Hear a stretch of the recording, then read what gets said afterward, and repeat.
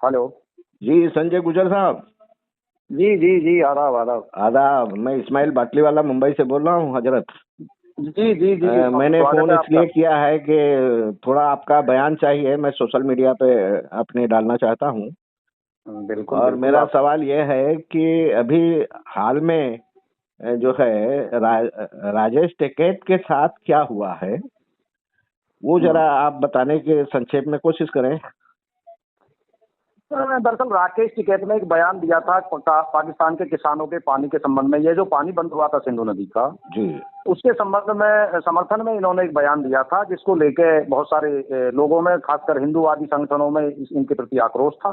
जी और हम लोगों ने भी इनके खिलाफ बयान दिया था जी कि भाई आप किसान नेता हो, आपकी यूनियन का रजिस्ट्रेशन अंतर्राष्ट्रीय है, राष्ट्रीय? पहले तो आपको ये बताना चाहिए। जी अगर आपकी किसान यूनियन का सभी देशों की अनुमति के आधार पर रजिस्ट्रेशन अंतर्राष्ट्रीय है, तो फिर आप सभी की बात करते। जी और ऐसे गंभीर विषयों पर जहां देश के प्रधानमंत्री के खिलाफ बोलना और दूसरा देश विरोधी बयान देना, यह तो बिल्कुल देशद्रोह की श्रेणी में आता है। इनके बयानों के मायने माने जाते हैं कि आप देश विरोधी बयान दे रहे हो। जी जी जी तो उसके बाद में होता यह है कि यह जो है बीजेपी के लोग बड़ी भारी तादाद में मुजफ्फरनगर में कोई प्रदर्शन इनके खिलाफ निकाल रहे थे, किसके खिलाफ? राकेश टिकैत के। अच्छा। तो ये राकेश टिकैत के खिलाफ और पहलगाम हमले के खिलाफ। तो ये वहाँ क्या है कि वहाँ गए नेता नगरी करने। जी। तो वहाँ जो इनके साथ धक्का मुक्की हुई, और धक्का मुक्की होने के साथ में इनकी पगड़ी उतरी। अच्छा और उस पगड़ी उतरने में किसी ने पीछे से वो पगड़ी सर पे भी रख दी। अच्छा। तो इसमें विषय दूसरा ये जुड़ जाता है कि भाई चलिए, पहली बात तो ये है कि कोई विरोधी हमारा अगर कहीं धरना प्रदर्शन कर रहा है तो हमको नहीं जाना चाहिए, जी। लेकिन तुम वहां भी नेता नगरी करने चले गए। और इनका तो इतिहास ये रहा है, मतलब ये इनके खिलाफ ही धरना हो रहा था और उसमें चले गए। उसमें चले गए। आदरणीय महेंद्र सिंह टिकैत जी किसानों की अगुवाई कर रहे थे। जी तो अब पश्चिमी उत्तर प्रदेश में और बिरादरी भी हैं, किसान गुजर भी हैं, मुस्लिम भी हैं, पाल भी हैं, जी सभी जाति के लोग हैं, ठाकुर भी हैं, सभी मतलब लोग हैं। जी तो भाई सिसौली की बौपर थी थोड़ी है किसान राजनीति। जी किसी और का भी नंबर अब इनके यहाँ, राष्ट्रीय अध्यक्ष भी इन्हीं का है, राष्ट्रीय प्रवक्ता भी इनका, कल को इनका भतीजा भी राष्ट्रीय अध्यक्ष बनेगा। जी जी तो कंडीशन ये रही कि बहुत सारे लोग इनकी कार्यशैली से संतुष्ट नहीं है। जब जब कहीं ना कहीं इनकी दुकानें बंद होने लगती हैं, तब तक ये इसी प्रकार के प्रोपेगेंडे रचते हैं। जैसे किसान आंदोलन में गाजीपुर बॉर्डर पर रोए थे, जी जी लोगों में आक्रोश पैदा हो गया, इनकी खासकर बिरादरी के लोगों में, तो वहाँ लोग इकट्ठे हो गए। जी जी जी जी दूसरा जो है, अब ये जो मामला हुआ तो इस पर भी इन्होंने राजनीति को गरमाने का जो कार्य किया है। तो आदरणीय बाटलीवाला साहब, इसमें सबसे महत्वपूर्ण बात एक और निकल के आती है जी कि मैं उन लोगों से भी सवाल पूछूंगा, उसमें एक हसन भी है, उसमें हमारी बिरादरी के एक विधायक भी हैं, अतुल प्रधान, जी बहुत सारे जनप्रतिनिधि भी हैं, और किसान यूनियन के बहुत सारे लीडरान भी हैं। जी भाई आपके साथ बदतमीजी बहुत अच्छी बात है, आपने पंचायत करी।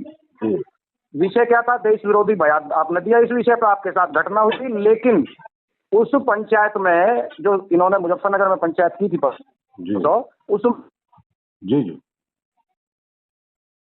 आतंकवादी की गोली से इन्होंने उस पंचायत में कि भाई चलो जो फैसले तुम्हें लेने से ले लेते, लेकिन इन्होंने 1 मिनट का वहां मौन या शोक जाहिर करना भी नहीं समझा। तो इससे यह जाहिर होता है कि यह देश की जनता के प्रति, देश के लोगों के प्रति, या देश के संविधान के प्रति कितने समर्पित हैं, या कितने किसानों की इनकी हमदर्दी है।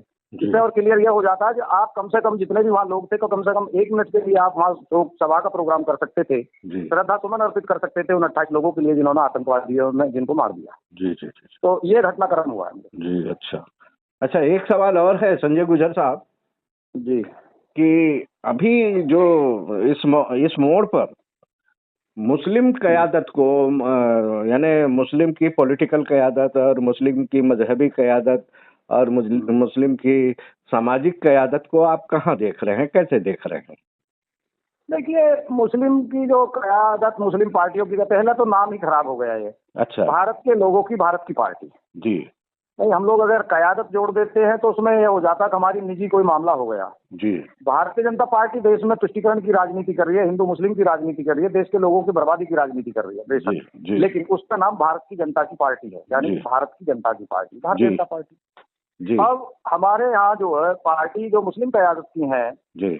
उनको जद्दोजहद तो सभी कर रहे हैं सत्ता के लिए। कल परसों ओवैसी साहब भी गए दिखे हैं उसमें, आजकल में ही उसमें बिहार में तकरीरें हो रही हैं। लेकिन सबसे पहले जब तक सोशल इंजीनियरिंग नहीं होगी और जिन समाजों का वोट आपको मिलना चाहिए, जिससे आपका आधार मजबूत हो, उनको आप अपने साथ ईमानदारी से नहीं जोड़ोगे तो तब तक कुछ होने वाला है नहीं।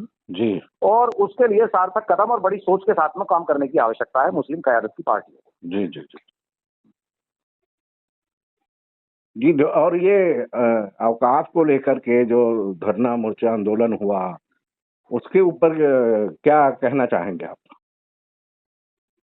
देखिए, यह हुआ, करना भी चाहिए, लोकतंत्र में हमारा अधिकार है। जब हमारी कहीं बात ना सुनी जाए तो धरने प्रदर्शन ही जनता के पास में बच जाते हैं, यही तो लोकतंत्र है। जी जी लेकिन इसमें एक चीज देखने को मिली है, जी इससे पहले भी एक चीज देखने को मिली थी कि मैंने देखा था सोशल मीडिया पे, सबसे पहले आपने बयान दिया था। जी और देखिए आदरणीय बाटलीवाला साहब, विचारधारा की ही कीमत है, भले चाहे वो मोहम्मद साहब के विचार हो, या आपने भी कई बार संबोधित किया है, भले चाहे वो महात्मा गांधी जी के विचार हो, जी या अन्य शरीर के बहुत सारे जो लोग हुए हैं उनके विचार हो। जी सबसे पहली बात तो यह कि अगर कोई हमारे साथ विचार है, जब विचार होगा जब तो लोग जुड़ेंगे, जब विचार ही नहीं है तो लोग कहाँ किसी चीज से जुड़ेंगे, विचार से लोग जुड़ते हैं। जी जी जी तो आपका एक तो मैं धन्यवाद ये करना चाहता हूँ कि जी। आपका हो सकता है करोड़ों लोगों पर मैसेज जाता हो, मुझे नहीं जानकारी है, मैं जितना देखता हूँ जी उतने में मैं मतलब आकलन कर रहा हूँ कि आपका मैसेज गया।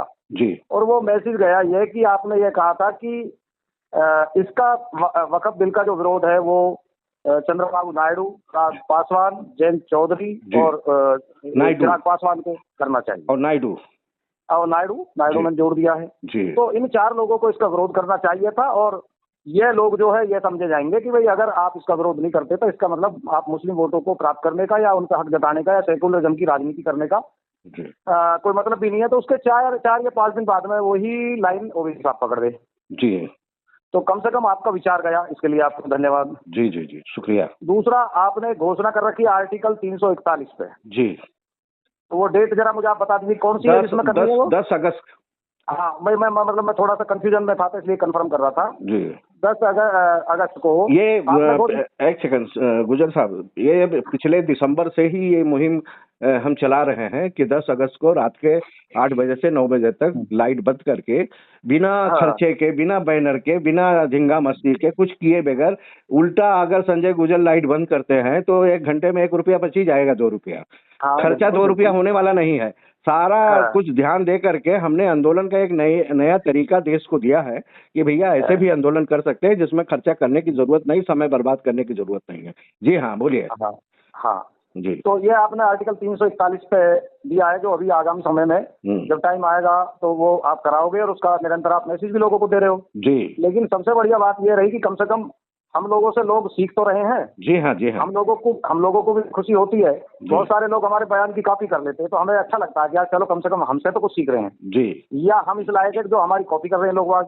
जी तो इसके लिए डबल इनाम हो गया आपके लिए। जी। दूसरा इनाम यह है कि आपके ब्लैक आउट का असर ये हुआ जी कि असुद्दीन ओवैसी साहब ने भी उसकी अभी चंद दिन पहले घोषणा कर वक्फ के मामले पे जी और ब्लैक आउट कराया। जी तो ये 2 चीजें आपके यहाँ से गई, और दोनों चीजें कहीं ना कहीं लोगों के ध्यान में आई और लोगों ने उसको किया और उसकी घोषणा हुई।